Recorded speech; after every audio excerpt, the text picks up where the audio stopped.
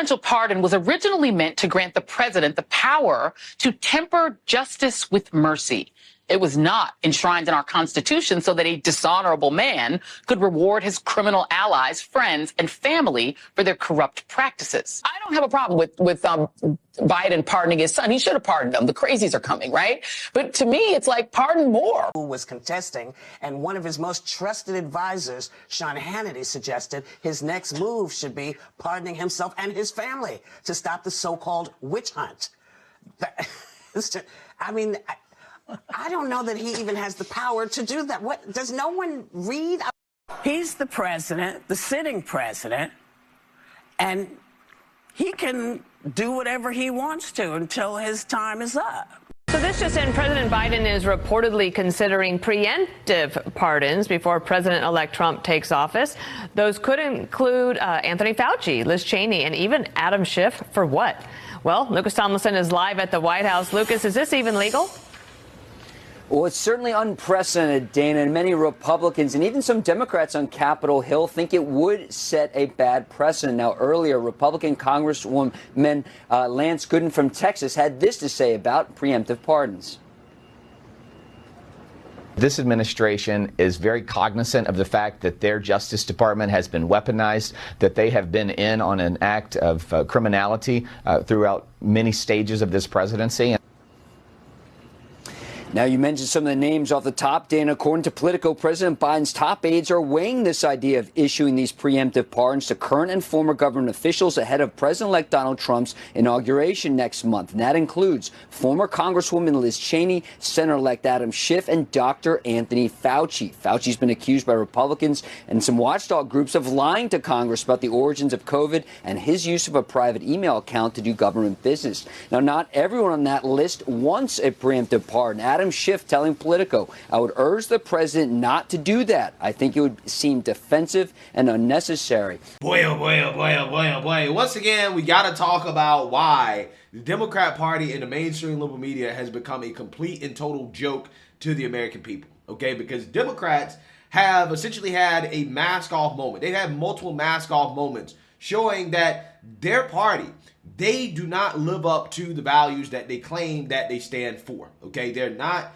the party of the law. Okay, they're not the party of integrity, of high character, of being above corruption, right? They're not. Okay, in fact, the Democrats are the party of bad character. They are the party of corruption. They are the party of hate. They are the party of bigotry. They're everything that they claim that they're not, okay? And they show you every chance they get, if you're actually really paying attention, that that's who they are, okay? And Democrats, once again, are showing us that they're not any better than the people that they criticize, right? The people that they claim are Nazis, are hateful. The guy that they claim is Hitler, okay, is a dictator. They're showing us, once again, they're not better than him, okay? Because Biden is considering preemptive pardons for people like Liz Cheney, Dr. Anthony Fauci, Adam Kinzinger, Adam Schiff, right? He's considering preemptively pardoning people that are on Trump's enemies list, right? Which is something that is completely made up by the liberal media. And they're trying to justify it by saying, well, Kash Patel leading the FBI, that's justification for issuing these preemptive pardons. Now, I want you guys to listen to Democrats and the mainstream liberal media defend this today. The question is, would they accept a pardon? Because if you don't think you did anything wrong, which they didn't, they might want to not take a pardon. But I will say this, you're talking about an unprecedented crew of people coming in. Listen, even if they don't indict you, they could investigate you into bankruptcy, torture you with FBI investigations. Kash Patel is evidently going to be our next FBI director.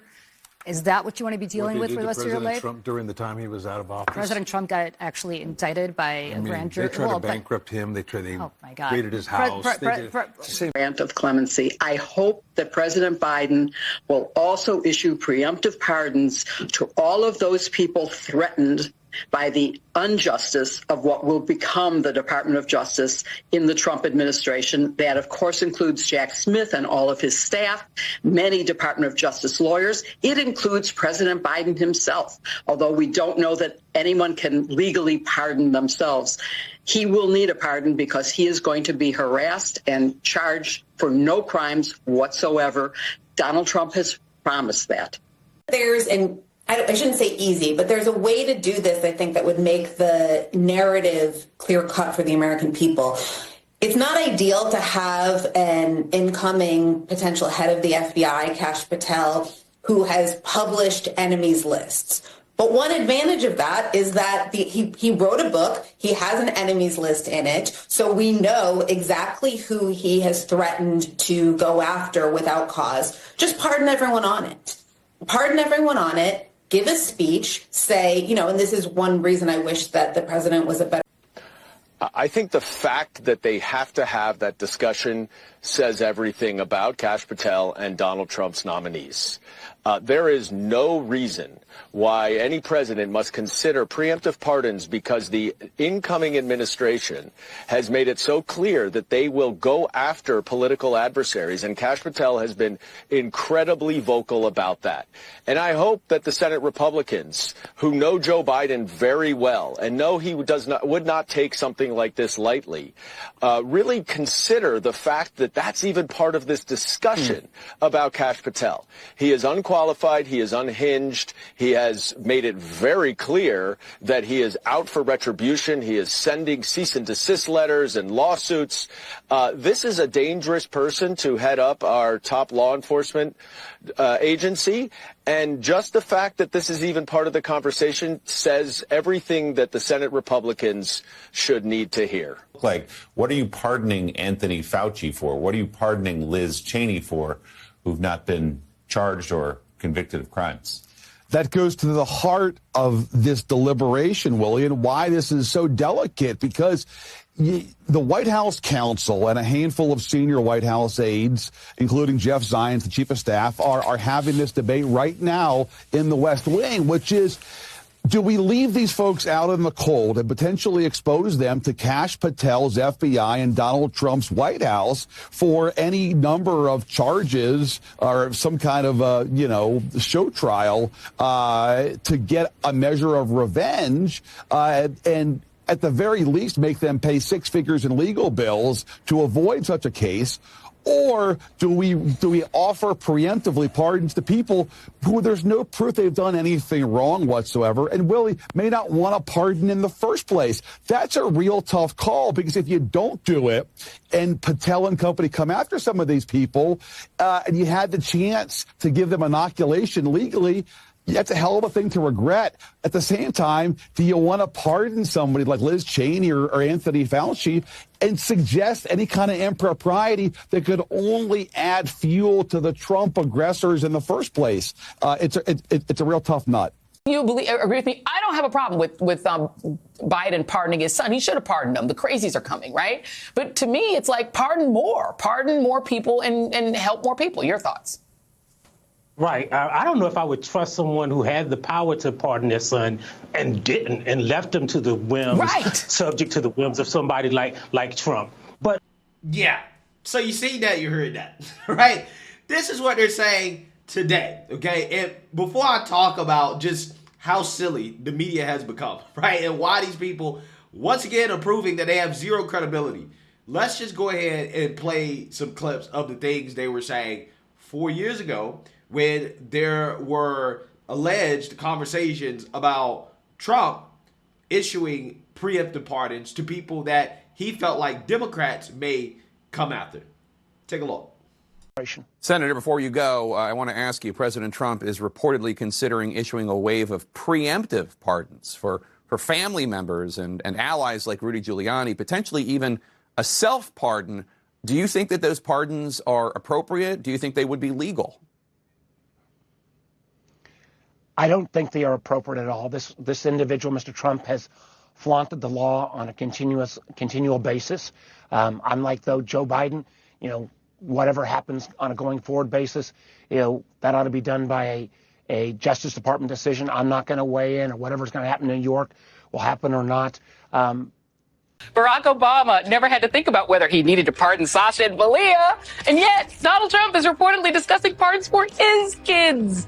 The presidential pardon was originally meant to grant the president the power to temper justice with mercy. It was not enshrined in our Constitution so that a dishonorable man could reward his criminal allies, friends, and family for their corrupt practices. Trump is considering preemptive pardons for his adult children. Late last night, we learned that Trump has discussed preemptive pardons for his 3 eldest progeny. The news was first reported by the New York Times. And joining me now is Congressman Adam Schiff of California, chairman of the House Intelligence Committee. Have you ever heard of somebody getting a preemptive pardon who was innocent of all crime? Who's just an innocent person? Have you ever heard of that? Just somebody getting a blanket pardon and they're an innocent person? But no, it's the president's own family. It's people that have been covering up for the president in addition to his own family. And so there is a self-interest at play as well. It's been essentially a den of thieves environment. And so I think the president used this as his way of trying to protect those that have protected him. Yeah, so you seen that, you heard that. Okay, the hypocrisy is stunning, right? This is just another example of Democrats once again showing the world that, hey, rules for thee, but not for me. Okay, we boo-hoo, whined, and cried about the alleged conversations that were happening in the Trump White House about preemptive pardons. That didn't happen, by the way, right? Trump did not do that for his family members. He didn't do it for himself, okay? Even though everybody knew that there would be massive investigations against Trump when he left office. And that's exactly what happened. But yet, these same people are now cheering on Joe Biden doing something that they were against when Trump was in office. And again, these are the same people who always are boohoo, whining, and crying about the fact that they're not taken seriously anymore, right? It's because, once again, they're showing that, yeah, we don't actually really believe the things that we say, okay? We just want to criticize the other party as corrupt, but you're not supposed to be upset with our corruption, even though we're just as corrupt as the people that we routinely criticize, right? And again, this is why the whole, oh, we're better people than Trump, we have better character than Republicans. That's why that argument doesn't hold up, right? This is why people don't believe you when you say that. That's why it doesn't work, because you're not, okay? And what I love the most about the rationale behind defending the indefensible from the left is that they sound like right-wing conspiracy theorists, right? That's what they sound like. Because if you listen to these people talk, they're basically saying, yeah, well, Kash Patel becoming the FBI director, well, that justifies the pardons because he will weaponize the justice system against his political opponents, which, by the way, is not what he would do. Kash Patel has outlined the fact that, hey, he believes that, you know, some of these Democrats have committed crimes, okay, and there should be some investigations, right? There should be some accountability, which Democrats, they're calling that a witch hunt, okay? A witch hunt because a guy wants to actually seek justice, wants to hold Democrats accountable.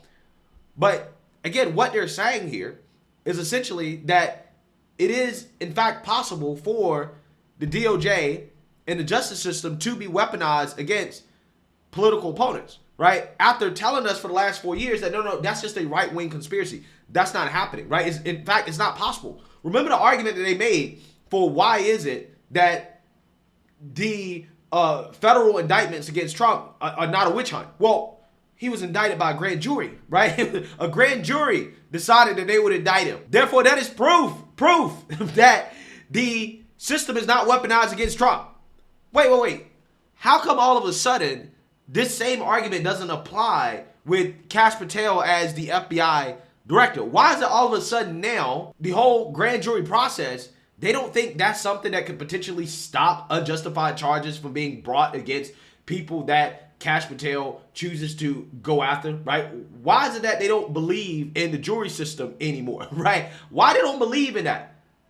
Ain't it funny how that works, right? Because these are all the things that they use to justify going after Trump and to say, no, it's not a witch hunt, because you don't understand. It's not possible for the DOJ to be weaponized, except when they go after Hunter Biden, though, right? When they go after Hunter Biden, oh, now they're weaponized against the president of the United States, right?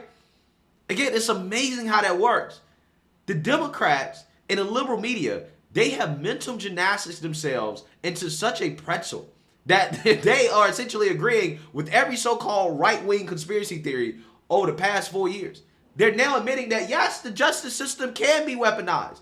That just because there was a grand jury indictment, that doesn't mean that the system isn't weaponized, that doesn't mean that it's not a political witch hunt, right?